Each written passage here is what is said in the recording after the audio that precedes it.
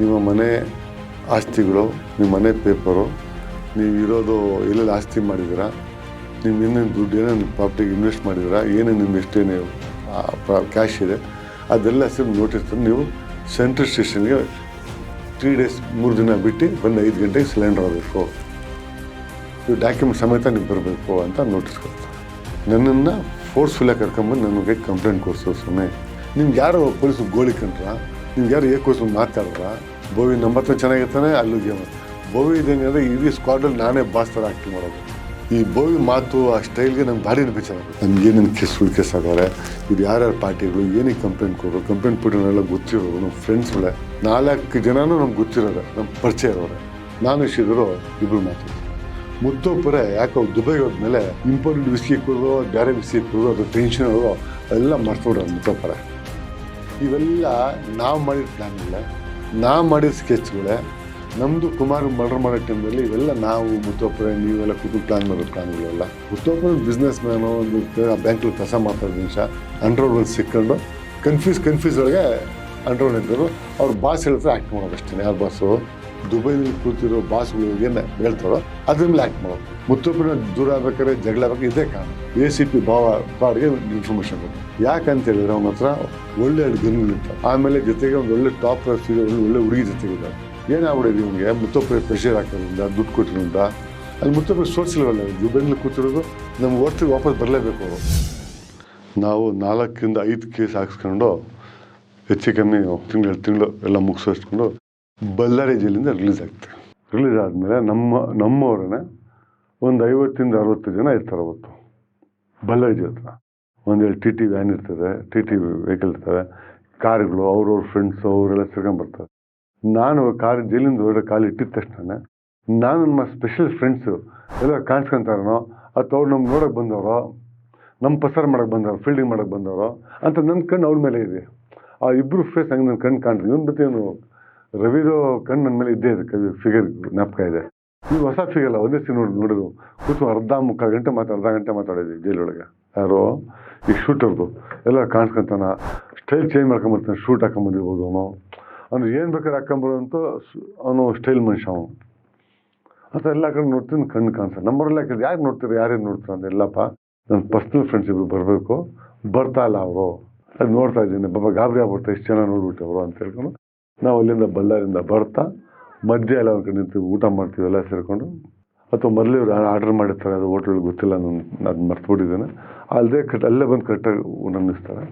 ಎಲ್ಲ ಊಟ ಮಾಡ್ಕೊಂಡು ಬೆಂಗಳೂರು ಸೇರೋದು 7 ಗಂಟೆ ಆಗುತ್ತೆ. ದಾರಿಯೆಲ್ಲ ಮಾತಾಡ್ಕೊಂಡ್ಬಂದಿರ್ತೀವಿ. ಆ ಗಾಡಿಯಿಂದ ಈ ಗಾಡಿ, ಆ ಗಾಡಿಯಿಂದ ಕೂತ್ಕೊಂಡು ಚೇಂಜ್ ಮಾಡ್ಕೊಂಡು ಬಂದು ಮಾತಾಡ್ಕೊಂಡ್ಬರ್ತೀವಿ. ಎಲ್ಲ ಟೀ ಎಲ್ಲ ಕೂಡಿಸಿ ಎಲ್ಲ ಒಂದೇ ಸರಿ ಎಲ್ಲ ಕಳಿಸ್ಕೊಡ್ತೀವಿ. ಅದು ಒಂದು 5-7 ಜನ ಕ್ಲೋಸ್ ಫ್ರೆಂಡ್ಸ್ ಇರ್ತಾರೆ. ಹೇಮಂತ್ ಅವ್ರ ಜೊತೆಗೆ ಇರ್ತಾರೆ, ರಮೇಶ್ ಕುಮಾರ್ ಅಂತ ಲಾಯರ್ ಇರ್ತಾರೆ, ನಮ್ಮ ಫ್ರೆಂಡ್, ಹಳೆ ಫ್ರೆಂಡ್ಸು. ಅವ್ರ ಜೊತೆ ಇನ್ನು ನನ್ನ ಫ್ರೆಂಡ್ ಒಂದು 3 ಜನ ಎಲ್ಲ ಸೇರಿ ಒಂದು 6 ಜನ 7 ಜನ ನಾವು ಶ್ರೀಧರ್ ಮನೆ ಪಕ್ಕದಲ್ಲಿ ಕೂತ್ಕೊಂಡು ಪಾರ್ಟಿಗೆ ಅರೇಂಜ್ ಮಾಡ್ಕೊತೀವಿ. ಮಾಮೂಲಿ ಕತೆ ಎಷ್ಟಾಯಿತು, ಏನಾಯಿತು, ಏನು ನಡೀತು ಇವೆಲ್ಲ ಮಧ್ಯೆ ಇರ್ತಾರಲ್ಲ, ಅವನು ಮಾತಾಡೋದು, ಇನ್ನೂ ಇಷ್ಟು ಗಾಬರಿ ಅದು ಇನ್ನೂ ಅಂತ ಲಾಯರ್ಗಳು ಮಾತಾಡ್ತಾರೆ. ನಾವು ಟೈಮ್ ಪಾಸಿಗೆ ಮಾತಾಡ್ತಾರೆ. ಅದೇನು ಸೀರಿಯಸ್ ವಿಷಯ ಇಲ್ಲ, ಜನರಲ್ ವಿಷಯ. ಎಲ್ಲ ಮುಗೀತು. ನಾಳೆ ಬೆಳಗ್ಗೆಗೆ ಕರೆಕ್ಟಾಗಿ 9 ಗಂಟೆಗೆ ಸ್ಟೇಷನ್ನಾಗ ಫೋನ್ ಬರುತ್ತೆ, ಬನಶಂಕರಿ ಸ್ಟೇಷನ್ ಅಂತ. ನೀವು ಸ್ಟೇಷನ್ಗೆ ಎಷ್ಟೊತ್ತು ಬರ್ತೀರಾ? ಯಾಕೆ ಅಂದರೆ ಅದೇ ಸೈನ್ ಮಾಡಬೇಕು ನೀವು. ಅಲ್ಲ ಅದೇ ಸೈನ್ ಮಾಡ್ಬೇಕಾದ್ರೆ ಬರ್ತೀವಿ, ಸಾಯಂಕಾಲ ಬರ್ತೀವಿ, ಮಧ್ಯಾಹ್ನ ಬರ್ತೀವಿ, ಒಂದು ಟೈಮ್ ಬಂದಿರ್ತೀವಿ ಅಂತ ಸ್ಟೇಷನ್ಗೆ ರೈಟ್ರ್ ಫೋನ್ ಮಾಡ್ತಾರೆ. ಇಲ್ಲ ಸರ್ ನೀವು ಬರೋದು ಹೇಳ್ಬೇಕು ನಮಗೆ ಒಂದು 2-3 ಅವರ್ಸ್ ಮುಂಚೆ. ಇಲ್ಲಿ ನಾವು ಏನು ಸರ್ ಏನು ಹೇಳ್ಬೇಕು, ಅದೇನು ಜನರಲ್ ಬರಬೇಕು, ಸ್ಟೇಷನ್ ಸೈನ್ ಮಾಡಬೇಕು ಅಷ್ಟೇ ತಾನು ರೈತರೊಳಗೆ.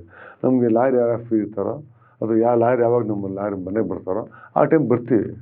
ಇಲ್ಲೆಲ್ಲ ನಮ್ಗೆ ಹೇಳ್ಬಿಟ್ಟು ಬರಬೇಕು, ಸಾಹೇಬ್ರು ಹೇಳವ್ರೆ ಕೆಲಸ ಮಾಡಿ ಬಿಡಿ, ನಾವು ಬಂದು ಸಾಹೇಬ್ರ ಹತ್ರ ಮಾತಾಡ್ಕೊತೀನಿ ಅಂತೇಳಿ ನಾನು ಸ್ವಲ್ಪ ಮಾತಿರ್ತಾರೆ ಮಾಮೂಲಿಯಾಗೆ.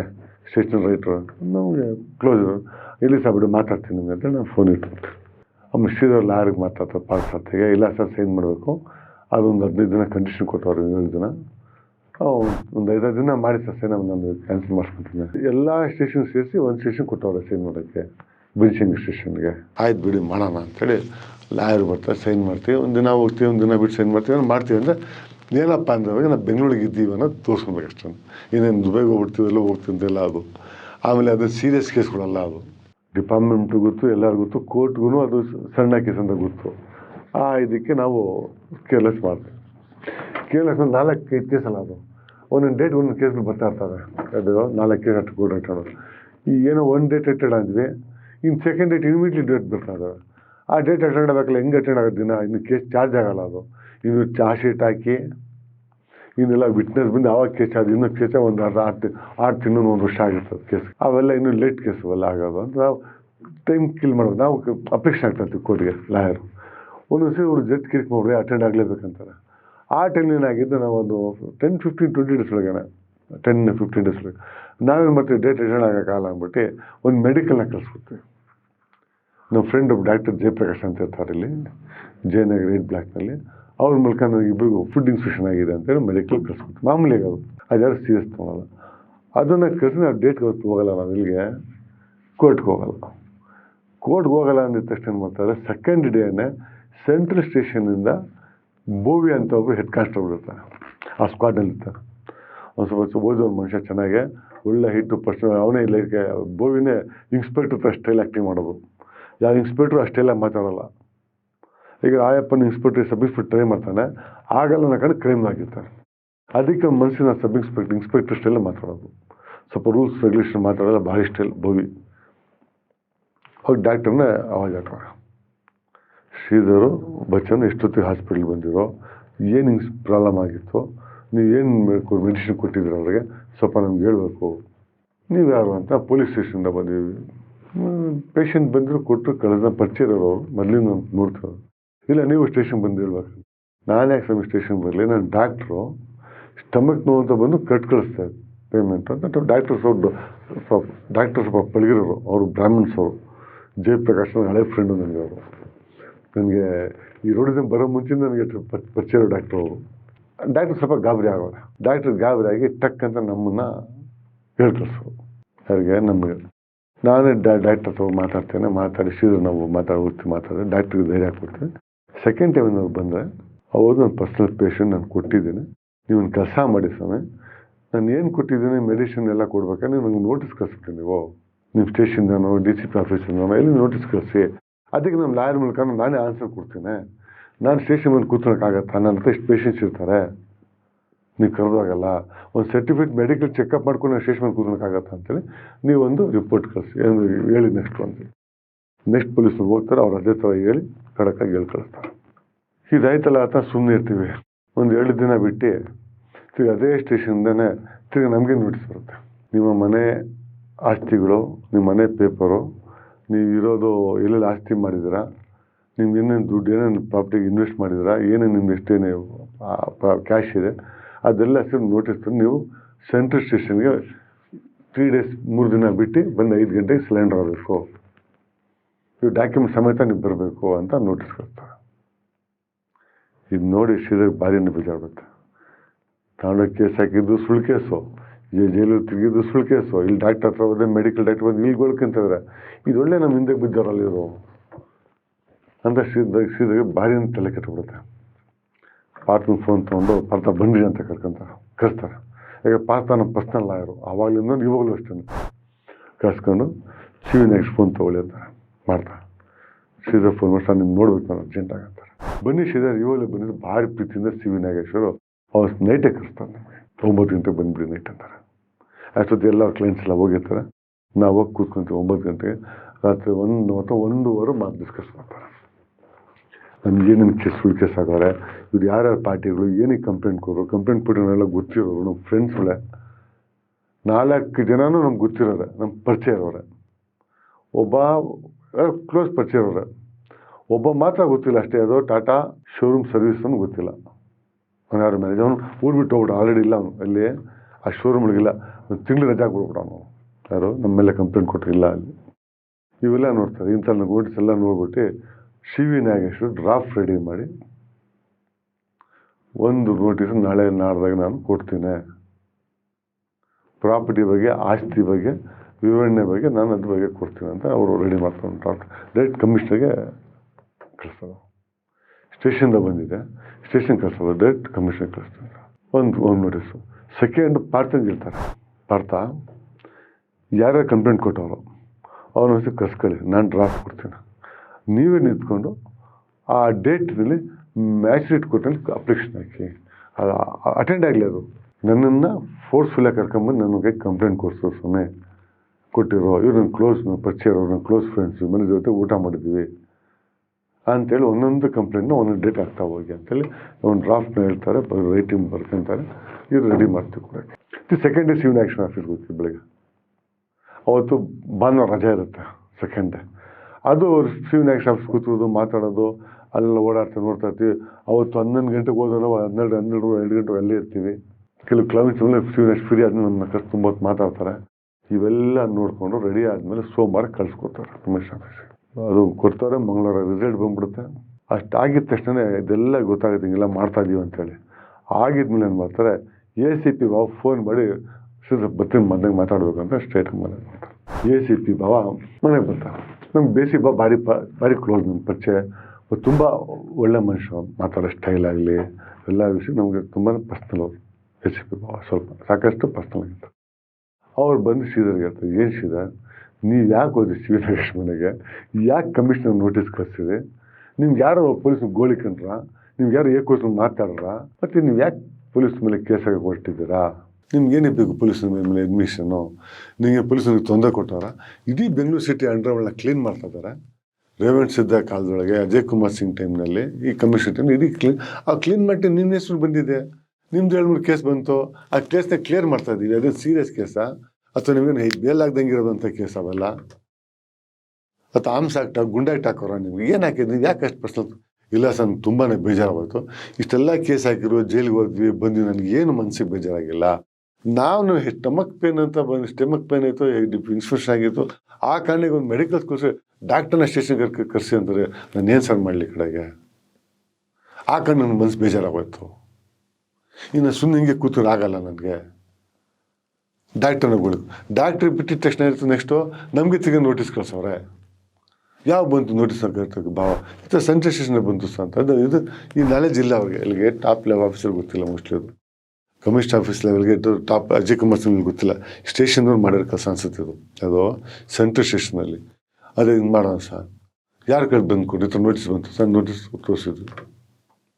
ನಮ್ಮ ಮನೆ ಪೇಪರ್ಲ್ಲ ತಂದು ಸಿಲಿಂಡಾಗಿ ನಮ್ಮ ಕ್ಯಾಶ್ ಎಷ್ಟಿದೆ ಏನಿದೆ ಎಲ್ಲ ನಾವು ಹೆಂಗೆ ಸರ್ ತಗೊಂಡು ಕೊಡೋದು, ಯಾಕೆ ಮನೆ ಪೇಪರ್ ತಗೊಂಡು ಕೊಡೋಣ ಅವ್ರಿಗೆ? ಅದು ಕ್ರೈಮ್ ಮಾಡಿರೋ ದುಡ್ಡೊಳಗೆ ಅದು ಮನೆ ತೊಗೊಂಡಿದ್ದೀವ? ಇಲ್ಲ ಬಿಡಿಸಿದ, ಇದ್ರ ಬಗ್ಗೆ ನಾವು ತಲೆ ಕೆಡ್ಸ್ಕೊಂಡಿದ್ದು, ನಾವು ಮಾತಾಡ್ತೀವಿ ಅಂತೇಳಿ ಬಾಬಾರು ಒಂದು 1/2-3 ಗಂಟೆ ಕೂತ್ಕೊಂಡು ನಮ್ಮನ್ನು ಮಾತಾಡ್ಕೊಂಡು ಮುಂದಕ್ಕೆ ಹೋಗ್ತಾರೆ. ಅದಾದಮೇಲೆ ಅದೇ ಸ್ಟೇಷನ್ನವ್ರಿಗೆ ಫೋನ್ ಮಾಡ್ತೀವಿ. ಅವಾಗ ನರೋಣ ಅಂತ ಸಬ್ ಇನ್ಸ್ಪೆಕ್ಟರಲ್ಲಿ ನಮ್ಮ ಬೆನ್ಸಿಂಗ್ ಸ್ಟೇಷನ್ ಚಂದ್ರಪ್ಪ ಅಂತ ಇರ್ತಾರೆ, ಅವರು ಇವರು ಇವರೆಲ್ಲ ಬಂದು ನೋಟಿಸ್ ಕೊಟ್ಟೋಗಿರ್ತಾರೆ. ಅವರೇ ಬಂದು ನೀನು ಬರೋದು ಬೇಕಾಗಿಲ್ಲ ಬಿಡಿ ಅಂತೇಳಿ ನಮ್ಮನ್ನ ಸ್ಟೇಷನ್ ಮ್ಯಾಟ್ರು ಕ್ಲೋಸ್ ಮಾಡ್ತಾರೆ. ಚಂದ್ರಪ್ಪ ಅಂತ ಇನ್ಸ್ಪೆಕ್ಟ್ರು, ಕುಮಾರಸ್ವಾಮಿ ಮಿಲಿಟರಿಯವರು, ನರೋಣ ಅಂತ ಸ್ಕ್ವಾಡ್ನಲ್ಲಿ ಸಬ್ ಇನ್ಸ್ಪೆಕ್ಟರ್ ಆಗಿರ್ತಾರಲ್ಲಿ ಎಲ್ಲಿ ಸೆಂಟ್ರಲ್ ಸ್ಟೇಷನ್. ಅವ ಇದೇ ಬೋವಿ ನಂಬತ್ತು ಚೆನ್ನಾಗಿರ್ತಾನೆ. ಅಲ್ಲಿಗೆ ಬೋವಿ ಇದೆ ಹೆಂಗಂದರೆ ಇಡೀ ಸ್ಕ್ವಾಡಲ್ಲಿ ನಾನೇ ಬಾಸ್ ಥರ ಆ್ಯಕ್ಟಿಂಗ್ ಮಾಡೋದು. ಈ ಬೋವಿ ಮಾತು ಆ ಸ್ಟೈಲ್ಗೆ ನಂಗೆ ಭಾರಿ ಬೇಜಾರಾಗ್ಬಿಡ್ತು. ಅಲ್ಲಿರೋ ಇನ್ಸ್ಪೆಕ್ಟರ್ ಅಜ್ಜಪ್ಪ ಅಂತ ಇದ್ದಾರೆ, ಇನ್ನೊಬ್ರು ಆಫೀಸರ್, ಅವರು ತುಂಬ ಒಳ್ಳೆ ಮನುಷ್ಯರು, ಅವ್ರೇನು ಈ ಜಾಸ್ತಿ ಕಾಟ ಆಗುತ್ತೆ. ಆ ಕಾರಣಕ್ಕೆ ಈಗ ಸರ್ ನಮ್ಮ ಮಾಡಿದ್ದು. ಅದಾದಮೇಲೆ ನಮಗೆ ಪೊಲೀಸರು ಮಾತಾಡೋಕ್ಕೆ ಬರಲಿಲ್ಲ, ಡ್ರಾಪ್ ಆಯಿತು. ನಮಗೂ ಸ್ವಲ್ಪ ರಿಲೀಫ್ ಆಯಿತು. ACP ಬಾವ ಬಂದು ಮಾತಾಡಿದ್ಮೇಲೆ ನಮಗೂ ರಿಲೀಫ್ ಆಯಿತು, ಪೊಲೀಸ್ ಕತೆ ಕ್ಲೋಸ್ ಆಯ್ತಪ್ಪ ಅಂತ ಸಮಾಧಾನ ಆಯಿತು. ಇದೆಲ್ಲ ಕೇಳ್ಕೊಂಡು ಎಲ್ಲ ರಾಜೇಂದ್ರ ಇದಾದಮೇಲೆ ಫೋನ್ ಮಾಡ್ತಾನೆ. ರಾಜನ್ ಗೊತ್ತು ಫೋನ್ ಟ್ಯಾಪ್ ಆಗುತ್ತೆ ಅಂತೇಳಿ, ಅದೇ ರಾಜೇಂದ್ರ ಫೋನೇ ಮಾಡ್ತಾರಲ್ಲ ಇಷ್ಟು ದಿವಸದಿಂದ. ಈ ಪೊಲೀಸ್ ಸ್ವಲ್ಪ ಡೌನ್ ಆಯ್ತು, ತಿಳ್ಕೊಂಡಿದ್ಮೇಲೆ ರಾಜೇಂದ್ರ ಫೋನ್ ಮಾಡ್ತಾನೆ.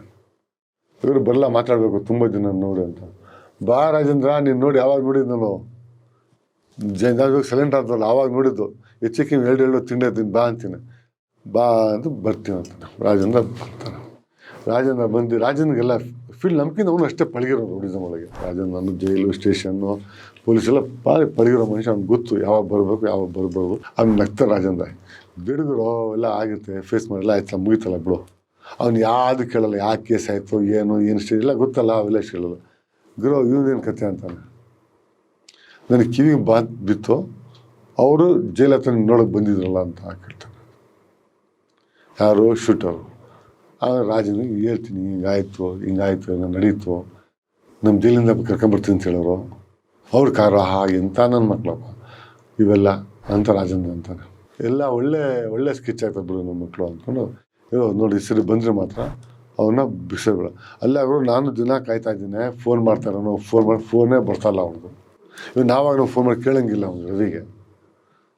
ಚೆನ್ನಾಗಿರಲ್ಲ, ಅವನು ನಂಬರ್ ಕೊಟ್ಟವನು ನನಗೆ ರವಿ, ಏನಾದ್ರು ಎಂಬರ್ಸಿ ಇದ್ದರೆ ನನಗೆ ಈಗ ನಂಬರ್ ಮಾಡಿ ಸರ್ ಸಿಗ್ತೀನಿ ಅಂತ ಹೇಳೋನ. ಅದರಲ್ಲಿ ಸೀನಿಯರ್ ಲಾಯರು ಅಥವಾ ಅವನು ಪ್ರಾಕ್ಟೀಸ್ ಮಾಡ್ತಾವನು ಏನೋ ಇದೆಯಾ ಅಲ್ಲಿ, ಆ ನಂಬರ್ ರಿಂಗ್ ಆಗುತ್ತೆ. ಒಂದ್ಸತಿ ತೊಗೊಂಡು ಯಾರೋ ಮಾತಾಡೋರು, ಮೊದಲು ಮಾಡಿದ್ವಿ ಮಾಡಿಲ್ಲ ನಾವು, ಬೇಕಾದ್ರೆ ಮಾಡ್ಬೋದು. ಬೇಡ ಬೇಡ ಬೇಡ ಮಾಡೋದು ಅವನೇ ಮಾಡಲಿ ಸುಮ್ಮನಿರು, ಒಂದು 4-5 ದಿನ ನೋಡೋಣ, ಆಮೇಲೆ ಮಾಡೋಣ, ನೆಕ್ಸ್ಟ್ ಒಂದು ವೀಕ್ ನೋಡ್ಬಿಡೋಣ, ವೇಟೇ ಮಾಡೋಣ, ನಾವು ಆ ಥರ ತೋರಿಸ್ಬೋದು ಅಂತ ರಾಜೇಂದ್ರ ನಾವು ಮಾತಾಡ್ಕೊಂಡು, ರಾಜೇಂದ್ರ ಒಳ್ಳೆ ಕೆಲಸ ಮಾಡಿದ್ರು, ನೀನು ಸಿ ವಿ ನಾಗೇಶ್ ಹತ್ರ ಹೋಗಿ ಒಳ್ಳೇದಾಯಿತು, ಇದೆಲ್ಲ ಮಾಡಿ ಸರಿ ಇದ್ಬಿಡು ಅಂತ ರಾಜೇಂದ್ರ ಸುಮ್ಮನೆ ಆಗ್ತಾನೆ. ಇನ್ನು ನಾವು ಇನ್ನು ಕಂಪ್ಲೇಂಟ್ ಪಟ್ಟಿನ ಕರ್ಕೊಂಡೋಗಿ ನಾವು ಪಿಟಿಷನ್ ಆಗ್ತಿಲ್ಲ ಕೋರ್ಟ್ಗಳಿಗೆ, ಕೇಸ್ ಮುಗಿಸ್ಕೊಂಬಿಡ್ತೀವಿ, ಅದಲ್ಲ ಡಿಸ್ಚಾರ್ಜ್ ಆರ್ಗ್ಯುಮೆಂಟ್ ಆಗ್ಬಿಟ್ಟು ಡಿಸ್ಚಾರ್ಜ್ ಹೋಗ್ಬಿಡ್ತವೆ, ಅಥವಾ ಟ್ರೈಲಲ್ಲಿ 2-3 ಕೇಸ್ಗೆ ಹೋಗ್ತೀವಿ, ವಿಟ್ನೆಸ್ ಯಾರು ಹೇಳಲ್ವಲ್ಲ ಅಂತೇಳಿ ಅದು ಕೇಸ್ ನಡೆಸ್ತೀವಿ.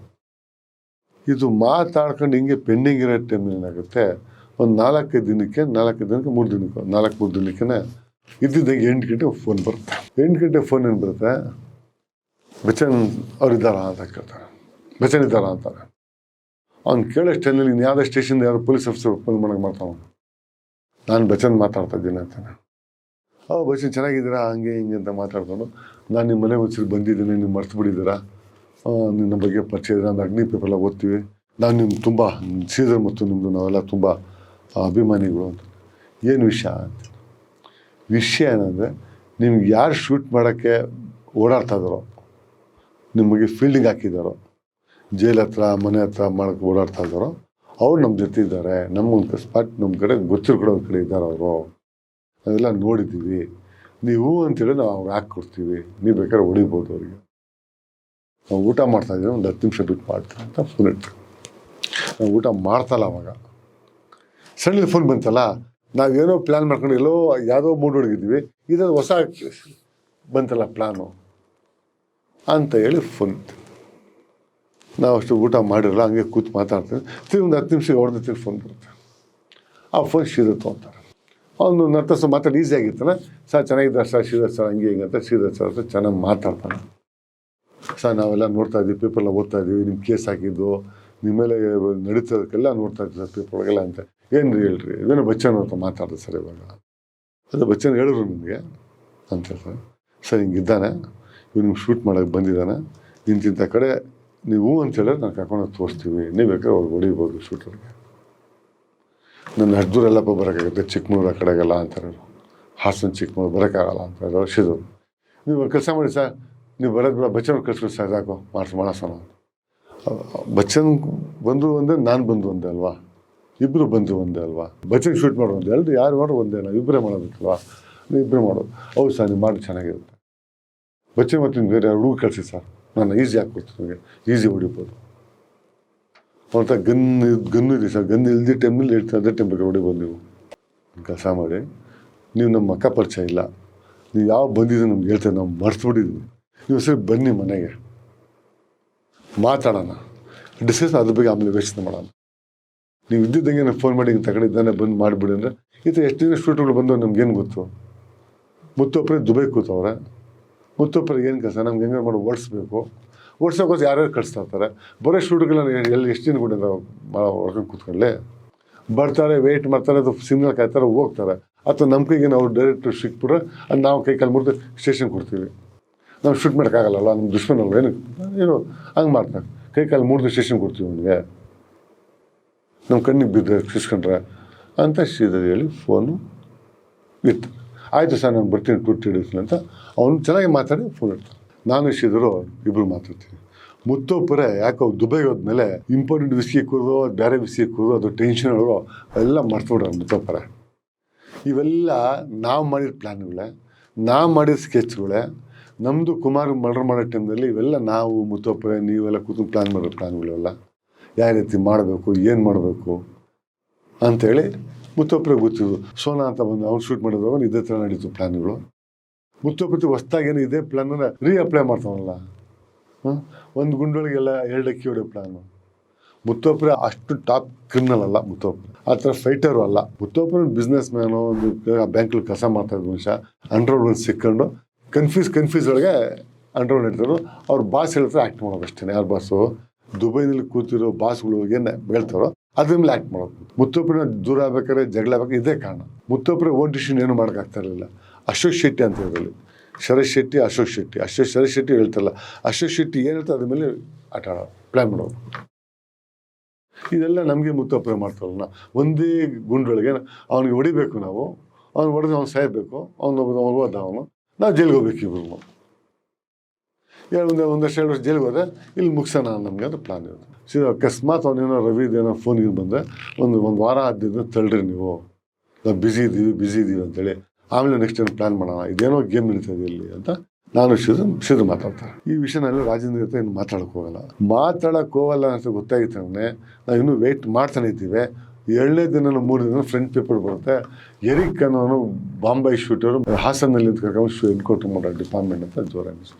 ಇದೇ ಕೆಲಸನ ಇವರು ಇದೇ ಮುತ್ತುಪ್ರೆ ಮತ್ತು ಅವ್ರ ಇನ್ಫಾರ್ಮೇಟ್ ಸೇರಿಕೊಂಡು ACP ಬಾವ ಕ್ವಾಡ್ಗೆ ಇನ್ಫಾರ್ಮೇಷನ್ ಕೊಟ್ಟರು. ಯಾಕಂತ ಹೇಳಿದ್ರೆ ಅವನ ಹತ್ರ ಒಳ್ಳೆ ಗನ್ಗಳಿರ್ತಾವೆ. ಆಮೇಲೆ ಜೊತೆಗೆ ಒಂದು ಒಳ್ಳೆ ಟಾಪ್ ರಸ್ತಿಗೆ ಒಳ್ಳೆ ಹುಡುಗಿ ಜೊತೆಗಿದ್ದಾಳೆ. ಜೊತೆಗೆ ಎರಿಕ್ ಜೊತೆಗೆ ಹುಡುಗಿ ಜೊತೆ ಒಂದು ಸಣ್ಣ ಮಗು ಇಟ್ಕೊಂಡವನು. ಯಾಕೆ ಮಗು ಮತ್ತು ಹುಡುಗಿ ಎಲ್ಲ ಇಟ್ಕೊಂಡೋಗ್ಬಂತೀವಿ. ಇವನಿಗೆ ಫೀಲ್ಡಿಂಗ್ ಮಾಡೋ ಟೈಮ್ಲಿ ಎಂತಿ ಮತ್ತು ಮಗು ಕರ್ಕೊಂಡವ್ರೆ ಯಾರಿಗೂ ಅನುಮಾನ ಬರೋದು.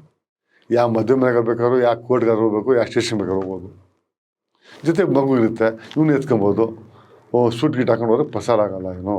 ಇವ್ನು ಭಾರಿ ಕಿಲ್ಲಾಡಿ ಶೂಟರ್ ಆಗ್ಬಿಡೋ. ಇವನು ಶೂಟರು ಸಿಂಗಲ್ ಆಗಿ ಹೋಗ್ತಾರೆ, ಒಬ್ಬರೇ ಹೋಗ್ತಾ ಇರ್ತಾರೆ, ಗ್ರೂಪ್ ಹೋಗ್ತಾರೆ, ಗ್ಯಾಂಗ್ ಕಟ್ಕೊಂಡು ಹೋಗ್ತಾರೆ, ಶೂಟ್ ಮಾಡ್ತಾರೆ, ಬರ್ತಾರೆ. ಇವ್ನು ಹಂಗಲ್ಲ, ಜೊತೆಗೆ ಎಂತಿ ಗರ್ಲ್ಫ್ರೆಂಡ್ ಜೊತೆ ಇಟ್ಕೊಂಡು ಇವೊಂಥರ ಏನು ಅಮೇರಿಕನ್ ಸ್ಟೈಲ್ ಮಾಫಿಯಾ ಶೂಟರ್ ಆಗ್ಬಿಟ್ಟು ನಾವು. ಜೊತೆಗೆ ಹುಡುಗಿ ಕರ್ಕೊಂಡು ಹೋಗ್ಬೋದು. ಆಮೇಲೆ ಬೆಳಗ್ಗೆ ವಾಕಿಂಗ್ ಜಾಗಿಂಗ್ ಹೋಗ್ಬಾರ್ದು, ಯಾರು ಅನುಮಾನಕ್ಕೆ ಬಿಡೋಲ್ಲ, ಎಲ್ಲಿ ಬೇಕಾದ್ರೂ ಮನೆ ಮಾಡ್ಕೊಂಡಿರ್ಬೋದು. ಫ್ಯಾಮಿಲಿ ಜೊತೆ ಇದ್ದಾನಲ್ಲ, ಒಳ್ಳೆ ಡ್ರಗ್ಸ್ ಆಗ್ತಾನೆ ಇವನಿಗೆ ಡಿಪಾರ್ಟ್ಮೆಂಟ್ ಸಿಕ್ಕಿದೆ. ಹಾಕೊಂಬಂದು ಇವರು ಬೆಂಗಳೂರಿನಲ್ಲಿ ಎನ್ಕೌಂಟ್ರ್ ಮಾಡೋಣ. ಸ್ಕ್ವಾಡ್ ಒಳಗೆ ಪೊಲೀಸ್ನವರು ಇದ್ದಾರೆ. ಅವಾಗ SK ಉಮೇಶ್ ಅದ್ರ ಬಗ್ಗೆ ಇದ್ದಾರೆ, ವಿಡಿಯೋ ಮಾಡೋಣ. ಅಲ್ಲಿ ಏನು ಆಕ್ಷನ್ ನಡೀತಾರೋ ಅದು SK ಉಮೇಶ್ ಹೋಗ್ಬಿಟ್ಟು. ಆಮೇಲೆ ನಾವು ಇನ್ನು ಯಾಕೆ ಹೊಡೆದ ಮುತ್ತುಪ್ರೆ, ಏನು ಕತೆ ಇದು ಅಂತ ನಾವು ಅಲ್ಲಿ ಸ್ವಲ್ಪ ಡೀಪಾಗಿ ಇನ್ವಾಲ್ವ್ ಆಗ್ತೀವಿ. ಎಲ್ಲಿಗೆ ಅವ್ರ ಪ್ರಪಂಚಕ್ಕೆ ಇನ್ವಾಲ್ವ್ ಆಗ್ತೀವಿ, ಅವ್ರ ಕಡೆಗೆ ಇನ್ವಾಲ್ವ್ ಆಗ್ತೀವಿ. ಅಲ್ಲಿರೋರಿಗೆ ಇನ್ಫಾರ್ಮೇಟ್ಗೆ ಅವ್ರ ಕಡೆ ಎಲ್ಲ ಮಾತಾಡ್ತಾ ಹೋದ್ರೆ ನಮಗೆ ಗೊತ್ತಾಗತ್ತೆ ಇವನು ದುಡ್ಡು ಚೆನ್ನಾಗಿ ತಂದವನೇ, ನಾವು ಮಾಡ್ತೀವಿ ಅಂತೇಳಿ. ಇವನು ಟೈಮ್ ಇರುತ್ತೆ 3 ತಿಂಗಳು 4 ತಿಂಗಳು ಅಂತ ಏನೂ ಜಗ್ಲಿಲ್ಲ. ಇನ್ನೊಂದು ಸರಿ ದುಡ್ಡು ಇಸ್ಕೊಂಡೋಣ, ಅವಾಗಲೂ ಮಾಡಲಿಲ್ಲ. ಬರೀ ಒಬ್ಬಂದೇ ದುಡ್ಡು ತಂದಿರಲ್ಲ ಏನು ಶೂಟರು. ಇದು ಇನ್ನೊಂದು 2 ತಂದಿರ್ತಾರೆ ಶೂಟ್ ಮಾಡೋಕ್ಕೆ. ಅಲ್ಲೂ ಕೆಲಸ ಮಾಡ್ತಾರೆ, ಇಲ್ಲೂ ಕೆಲಸ. ಯಾರು ಸಿಗ್ತು ಈಸಿಯಾಗಿ ಮಾಡ್ತಾ ಇರ್ತಾನೆ ಯಾರು. ಇನ್ನು ಕೆಲಸನೇ ಅದಲ್ಲ, ಬೇರೆ ಬಿಸ್ನೆಸ್ಸಲ್ಲಿ ಏನಿಲ್ಲ, ಬೇರೆ ಶೂಟರ್, ಶಾರ್ಟ್ ಶೂಟರ್ ಅಂತ. ಏನು ಶಾರ್ಟ್ ಶೂಟರ್, ಮನೆಗೆ ಕರೆಸಿ ಊಟ ಮಾಡಿ ಶೂಟ್ ಮಾಡೋದು ಅಷ್ಟೇ. ಇನ್ನು ದುಡ್ಡು 2 ಮೈಲಿಂದ ಹೊಡೆಯೋಕ್ಕೆ ಕೆಪಾಸಿಟಿ ಇಲ್ಲ ಅವಾಗೆಲ್ಲ. ಒಂದು 2 ಕಿಲೋಮೀಟರ್ ದೂರಿಂದ ಹೊಡೆಯೋದು, ಆ ಥರ ಶೂಟ್ಗಳು. ಅದು ಮುತ್ತುಪ್ರೆಗೂ ಮಾತುಕತೆ ಆಗ್ಬಿಡಿದೆ. ಏನಾಗ್ಬಿಡಿದೆ ಇವನಿಗೆ, ಮುತ್ತುಪ್ರೆ ಪ್ರೆಷರ್ ಹಾಕೋದ್ರಿಂದ, ದುಡ್ಡು ಕೊಟ್ಟಿರೋದ್ರಿಂದ. ಅಲ್ಲಿ ಮುತ್ತುಪ್ರೆ ಸೋರ್ಸ್ ಇಲ್ವಲ್ಲ, ದುಬೈನಲ್ಲಿ ಕೂತಿರೋದು. ನಮ್ಗೆ ಹೊರ್ತಿಗೆ ವಾಪಸ್ ಬರಲೇಬೇಕು ಅವರು. ದುಬೈನಲ್ಲಿ ಯಾವಾರ ಇಲ್ಲ ಅವ್ರದ್ದು ಆ ಟೈಮ್ನಲ್ಲಿ. ಅವ್ರದ್ದು ಇವ್ದು ಎಷ್ಟು ತಂದು ಕೊಡ್ತಾರೆ ದುಡ್ಡು ಇವನಿಗೆ. ಇವನೇ ಮಾಡೋವನೇ ಎಲ್ಲ ಲೂಸ್ ಟಾಕ್ ಮಾತಾಡೋಣ. ಈ ಮುತ್ತುಪ್ರೆ ನನಗೆ ಪ್ರೆಷರ್ ಆಗ್ತಾ ಇದ್ದಾರೆ, ಯಾರು ಇಷ್ಟೊಂದು ಪ್ರೆಷರ್ ಹಾಕಲ್ಲ, ಹೊಡೀರಿ ಅಂತೇಳಿ. ಇವ್ರು ಹೊಡೆದ್ಬಿಟ್ಟು ಮುತ್ತುಪ್ರೆಗೆ ಬಾಸ್ ಆಗಬೇಕು, ನೆಕ್ಸ್ಟ್ ನಾನೇ ಬಾಸ್ ಆಗ್ತೀನಿ ಬೆಂಗಳೂರಿಗೆ ಅಂತೇಳಿ ಲೂಸ್ ಟಾಕು ಸಿಕ್ಕಾಪಟ್ಟೆ ಮಾತಾಡೋದು. ಇವೆಲ್ಲ ತಲೆ ಕೆಟ್ಟೋಗಿ ಮುತ್ತುಪ್ರೆ ಇವನನ್ನು ಈ ಥರ ಕೆಲಸ ಮಾಡಿದ್ರು. ನಾವು ಹೋಗ್ಬೇಕು, ಅವನು ಹೋಗ್ಬೇಕು. ನಾವು ಯಾವಾಗ ಹುಷಾರಾಗ್ಬಿಟ್ಟು, ಯಾವಾಗ ಕೇರ್ ಆಗ್ಬಿಟ್ಟು ಮಾಡೋಕ್ಕಾಗಲ್ಲ ಅಂತ ಗೊತ್ತಾಗೋದು ನಮಗೆ, ಏನೋ ಗೇಮ್ ಇದೆ ಅಂತೇಳಿ. ಇವ್ರು ಇದೇ ಇನ್ಫ್ಲುಯೆನ್ಸ್ ಡಿಪಾರ್ಟ್ಮೆಂಟ್. ಯಾಕಂದ್ರೆ ಸಾಕಷ್ಟು ಮೇಲೆ ವಾಂಟೆಡ್ ಇತ್ತು ಮೇಲೆ ಎರಿಕ್ ಅನ್ನೋದ ಮೇಲೆ. ಅಲ್ಲಿ ಮಂಗಳೂರು ಶೂಟ್ ಮಾಡಿದ್ದ, ಒಂದು 2-3 ಆ ಕಡೆಲ್ಲ ಮಾಡೋ ಬೊಂಬೆ ಕಡೆ. ಅವ್ನು ಬೇರೆ ಇದೇ ಕೆಲಸ ಇವನು ಒಳ್ಳೆ ಆ ಟೈಮ್ನ ವಾಸ ಶೂಟರ್. ಈ ಶೂಟ್ರ್ ಕಥೆಗಳೂ ಮುತ್ತುಪ್ರೆಗೆ ಅನಿಸಿದೆ, ಅಷ್ಟು ಸುಲಭವಾಗಿ ನಾವು ಅವ್ರ ಕೈಗೆ ಕ್ಯಾಚ್ ಆಗ್ತಾಯಿಲ್ಲ ಅಂತೇಳಿ ಮುತ್ತುಪ್ರೆ. ನೆಕ್ಸ್ಟ್ ಮುತ್ತುಪ್ರೆ ಏನು ಹೊಸ ಥಿಂಕಿಂಗ್ ಮಾಡ್ತಾನೆ ನೋಡೋಣ, ನಾವು ಅದನ್ನು ಕೂತಿರ್ತೀವಿ.